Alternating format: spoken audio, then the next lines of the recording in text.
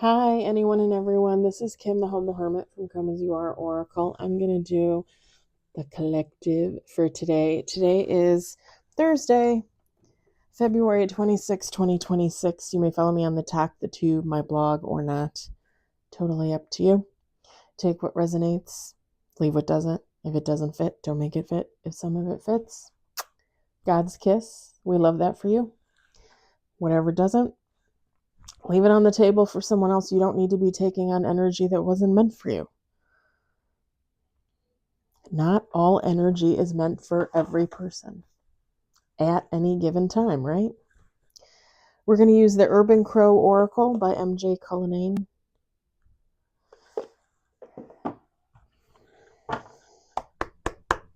I have my Goonies shirt underneath this little fleece thing, and I was just going to wear that because I'm pretty proud of myself. I actually fit back into it. It's actually a little too big for me now. However, when I came home, sorry, cat hair, I think. When I came home and I was walking on the treadmill, I looked down and I could see something on my chest. So I go and I look in the mirror, and it's like a big pimple that looks like a goiter. So I'm like, yeah, I don't really want to show that on screen, so I'm going to wear my jacket. And then I go to put on my jacket and I realize I'm actually cold. I actually need the jacket.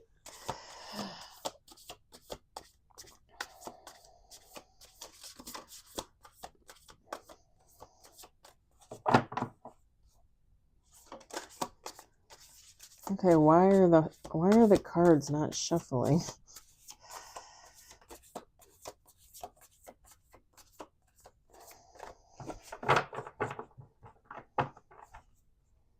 It's like, okay, that's a little bit better. One on the table.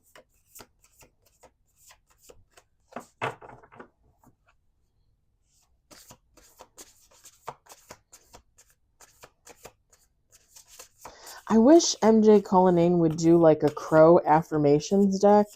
I would take that deck and mix it with this and do like a big deck, because I think that would be interesting. I think that would lend to different readings, if that makes sense. 2 on the table.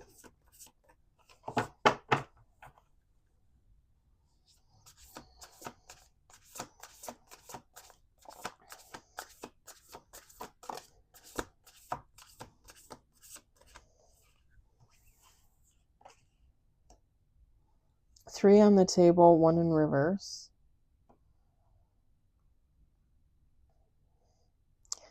When the first 2 cards fell out, I heard fucking up some shit. Sounds about right. 5 on the table.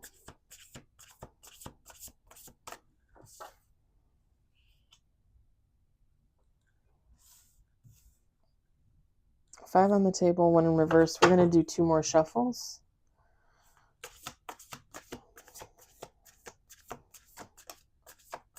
Six on the table, 1 in reverse.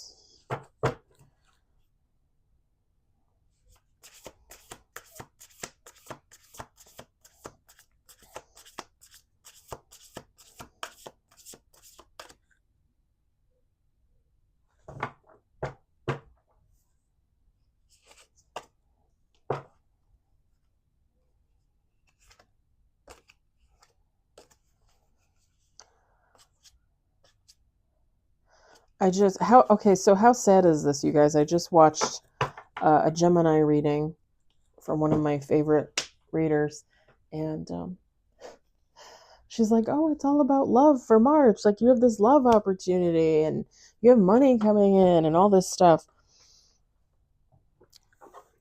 And I'm sitting there, and I'm like, which Gemini is this? I'm like, which, what, who's he, what's he? All right. We got 7 with bottom of the deck. We've got 1 card in reverse. We've got trickery. We've got illusion. We got preparation in the reverse. Pardon me.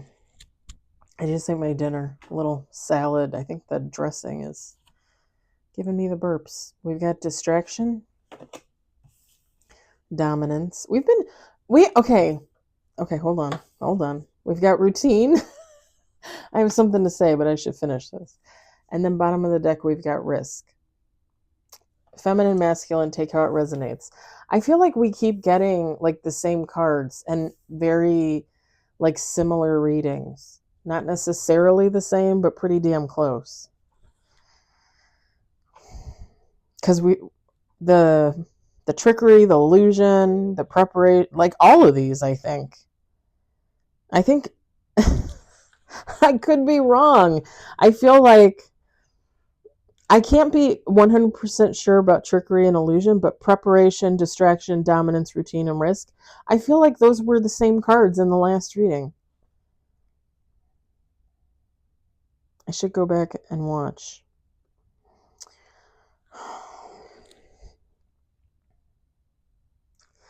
So, here's the thing. Somebody's fucking around in the background, right? They're putting up an illusion. I don't think that they planned this. With the preparation in reverse, I don't think they planned this. I think they did something on the fly. Like they fucked some shit up on the fly, right? Like I was saying earlier, they fucked some shit up. They did it on the fly, not really thinking it through. Now they're trying to cover their tracks with this illusion, with this distraction. They're trying to dominate a situation, okay? They're trying to create like a routine. And this could be routine for them. So let me just use an example here. And this is just an example, okay? Let's say we'll use a work situation because this is pretty common where I work. I try to stay out of stuff like this, so I don't usually know what's going on anymore, but every once in a while I actually hear things. And even though I don't participate, like So let's say Betsy and Anne and Tanya work together. And they're work friends, okay? They're not friends, but they're like work friends, work colleagues. Work colleagues. Betsy, Anne, and Tanya. Betsy tells Anne something about Tanya, okay? Something negative, whatever. Like, she's a, like just something negative, okay? It doesn't even really matter. It gets back. Because Betsy tells Anne, right? Somehow it gets back to Tanya. Somebody's saying something about you. They called you stupid, whatever.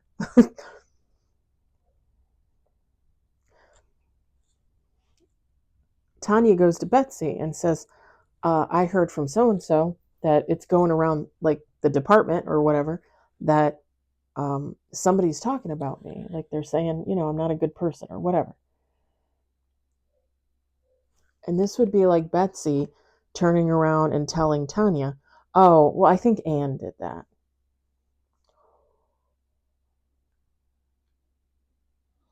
And just kind of doing it on the fly because Betsy needs to cover her ass, right? She doesn't want Tanya to know that she was talking shit about her.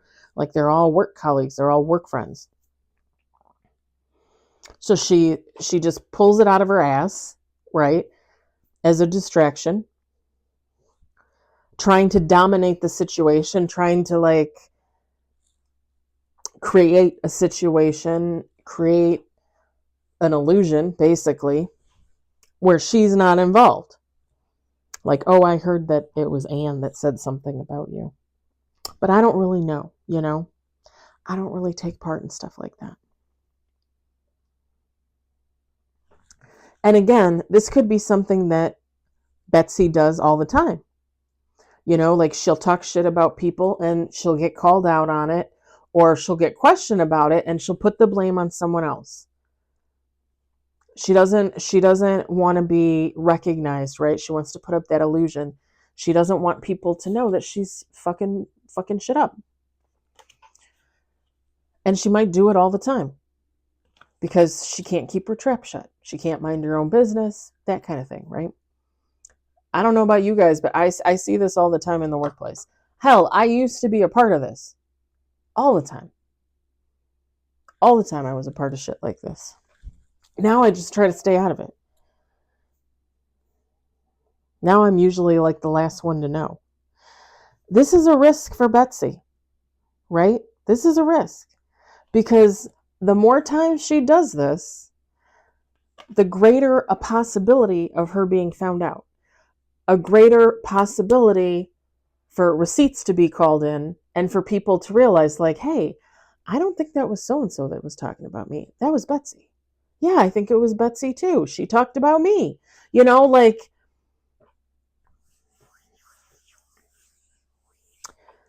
eventually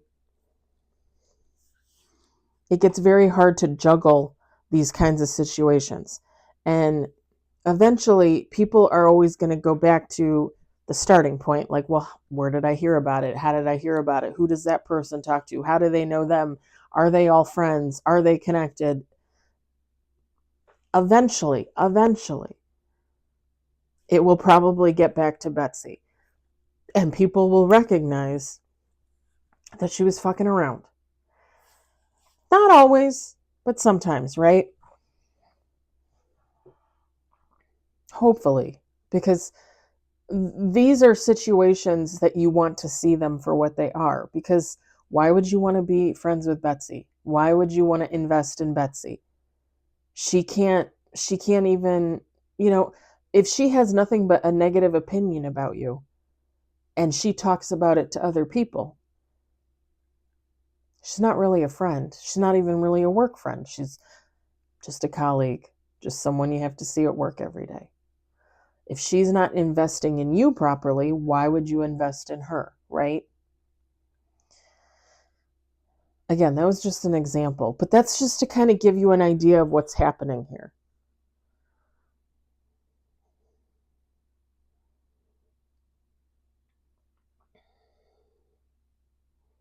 And this is a pretty cocky person, very much in their ego. Okay, this is a pretty cocky person.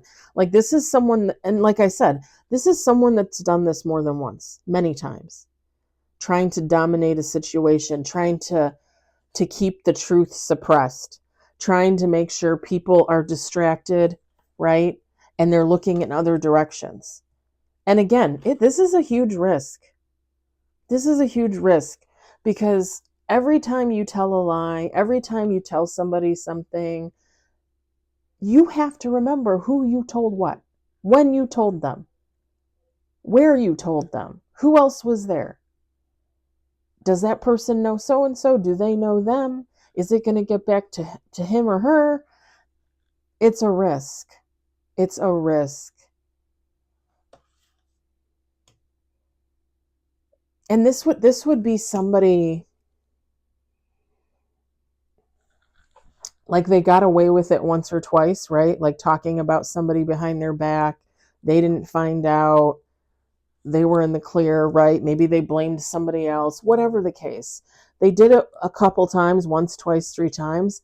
And because it worked out, because they didn't get found out, they just thought, well, shit, I can convince anybody. Like, I can just keep doing this if I want to. And I'm not going to lie, like, it's somebody in their ego, it's somebody cocky, but it's also somebody that thinks they're like the top dog. Like, this is somebody that thinks like they're untouchable. This would be, again, if we want to use like a workplace example, this would be somebody that feels like they're a favorite, right? Like, in the department, they're the boss's favorite. They can get away with anything. All they have to do is bat their eyes or make a little sad face and somebody's going to believe them over somebody else, This is somebody that really and truly believes that they can get away with shit. And My right hand, my right palm is itching. It's somebody that believes, like, even if they get caught,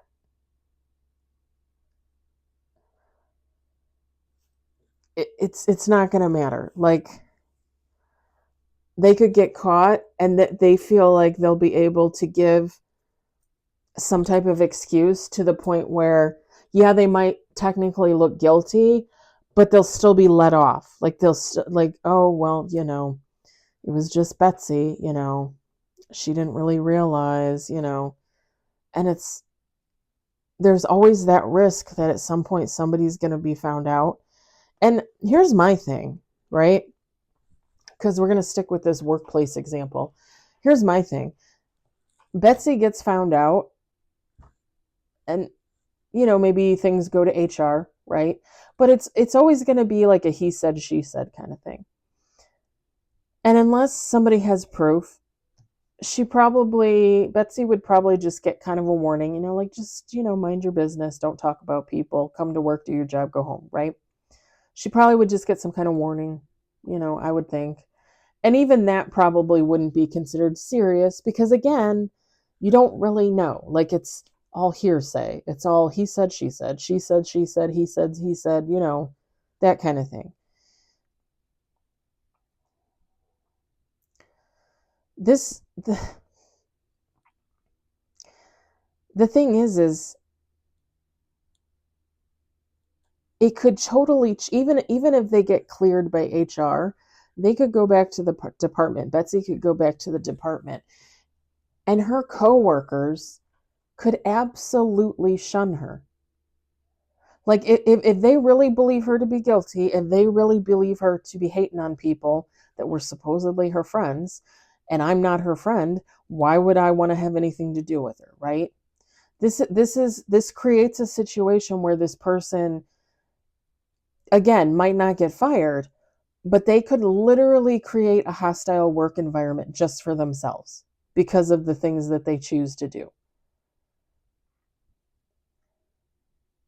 And it would vary, and I'm telling you, it would very much be the energy, like if Betsy were to do that and that were to happen, it would be, woe is me. Why does everybody hate me? How come everybody's against me? It kind of has like that narcissistic. I don't know that I would say a full-blown narcissist, maybe, but it has that feel to it. Like somebody has that feel to them. Again, kind of like somebody out there creating victims, but then they turn around and play the victim.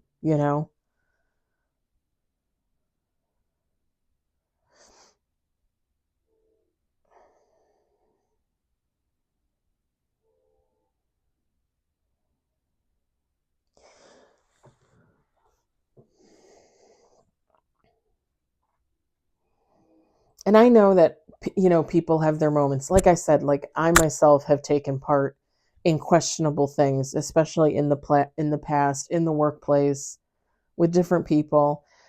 And like I've said, I've tried to get away from that just because I don't want to get involved in that BS. Like, they said this, you said that, blah blah. No, I don't care. I don't want to talk about it. I don't want to have anything to do with it. I don't want to be linked to it. Like, I just don't want to think about it. It's a drain on energy. It really is a drain on your energy when you think about it. And honestly, as somebody that's seen it from both sides, like,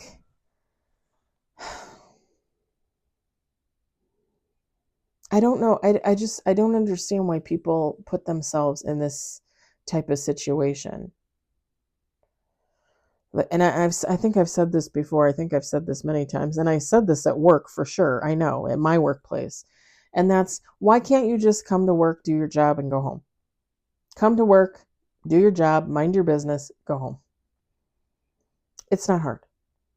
You don't have to talk shit about people. You don't have to create drama. You don't have to instigate. Like, come to work, do your job, mind your business, go home.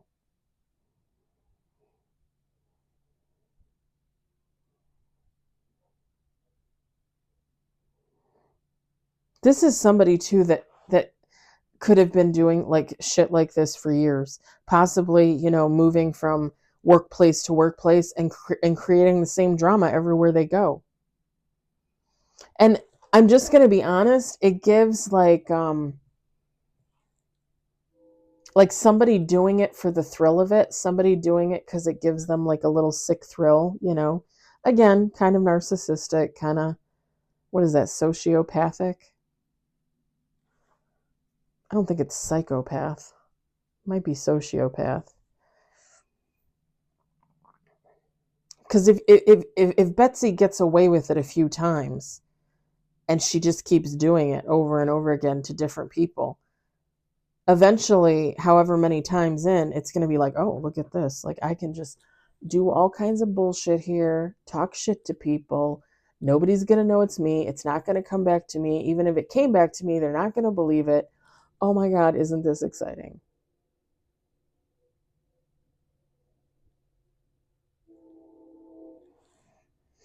You know what's exciting to me? Going out for a walk in nature and talking to the birds and talking to God. That's exciting to me. You know what's exciting to me? Watching a tarot read on YouTube. You know what's exciting to me? Doing this with you guys. You know what is not exciting to me? Talking shit about people. Talking shit about people, having people look at me like I'm a piece of crap, and then having to put up with that. It's not an idea of a good time for me. You know what I mean? Like that is not at all what I would want to happen in my day. Never mind in my lifetime. And again, I've been there. I've done questionable things in the workplace. I've talked about people behind their back. I took part in gossip even when I actually loved a person. Oh, so and so did this. Oh, huh. And then I turn around and I tell somebody else. You know what's funny though?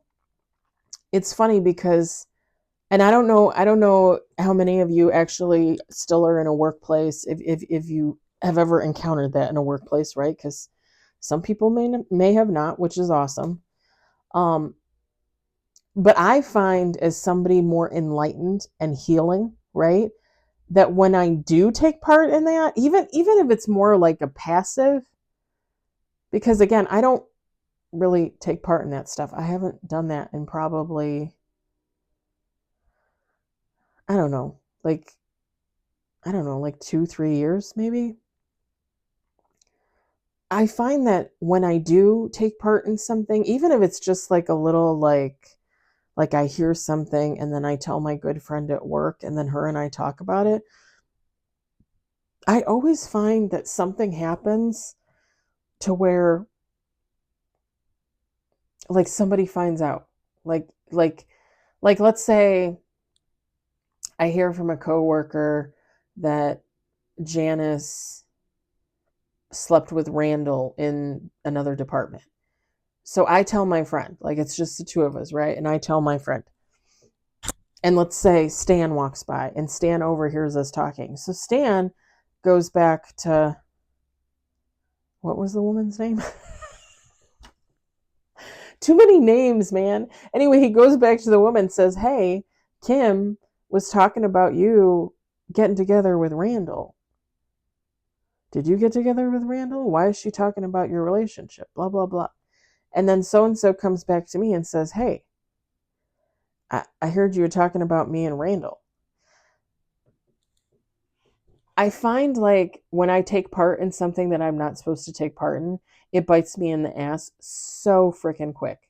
Like seriously, so freaking quick. And let me just give you an example. And this is a real example. This happened recently, a couple weeks ago. There is a woman at work who I actually really like, but she can be annoying, okay? She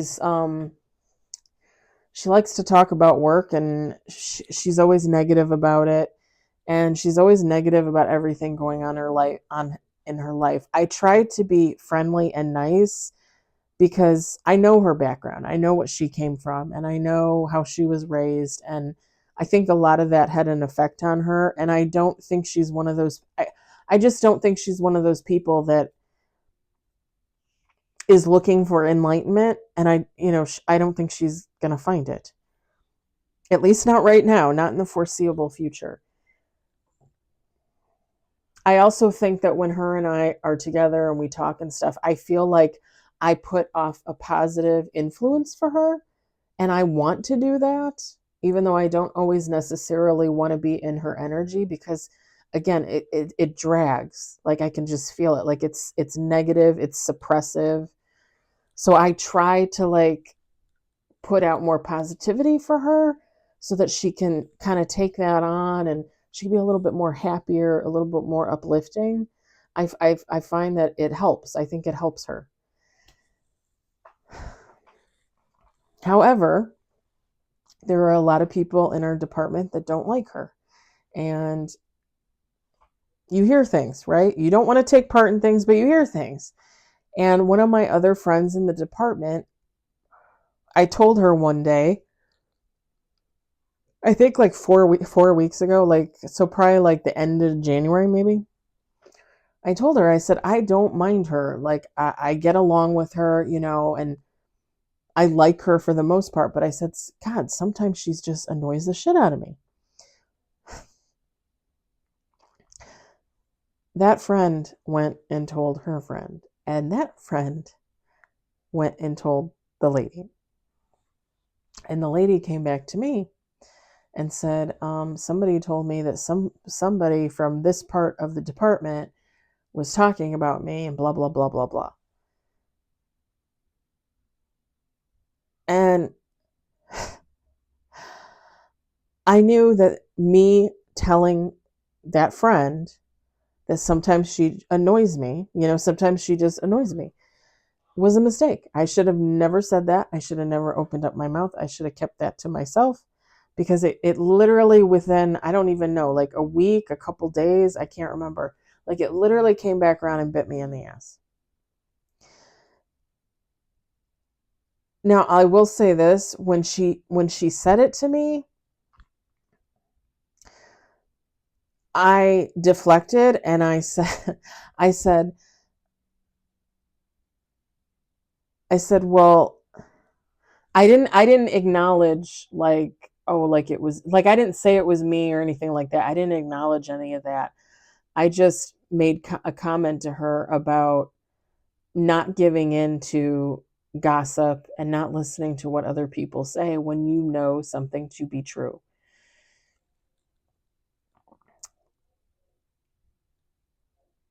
Because at the end of the day, like I do like her, and I do hope for her a healing journey. Like I really hope that at some point she can recognize how and where she needs help in her life and make that happen for herself.